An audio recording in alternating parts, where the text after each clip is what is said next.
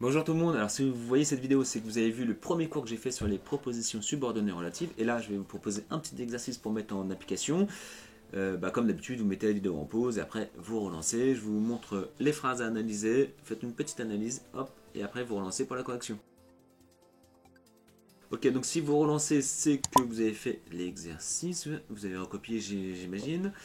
Eh bien, on va corriger ensemble. Tu élèves un petit chat que Sophie aime beaucoup. Qu'est-ce qu'on fait en premier quand on analyse? On relève les verbes.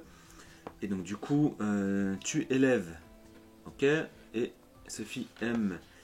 Hop, excusez-moi, tac.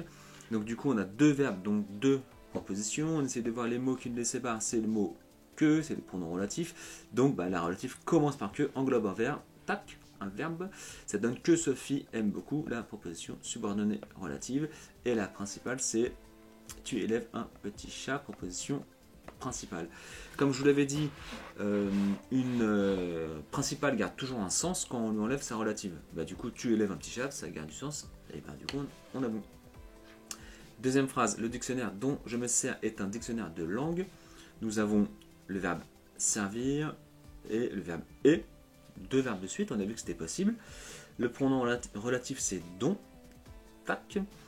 Et bien du coup, hop, la relative c'est dont je me sers. Hop, proposition subordonnée relative. Et normalement, la principale va garder du sens. Ça donne le dictionnaire est un dictionnaire de langue. Proposition principale.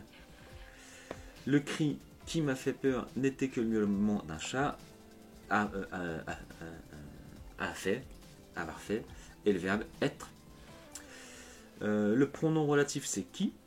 La relative c'est qui m'a fait peur. Tac, je suis allé un petit peu trop loin. Proposition subordonnée relative.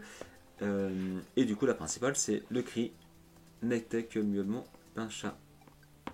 Hop, ça garde du sens. On est bon. Je tenais beaucoup au livre que je t'avais prêté. Le verbe tenir. Avoir prêté.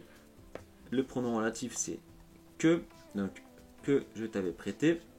C'est la proposition subordonnée relative. Et du coup, la principale, c'est bien je tenais beaucoup au livre. Proposition principale.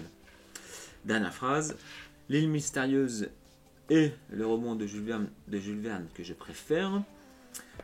Le pronom relatif, c'est que. Donc du coup, la relative, c'est que je préfère. Proposition subordonnée relative.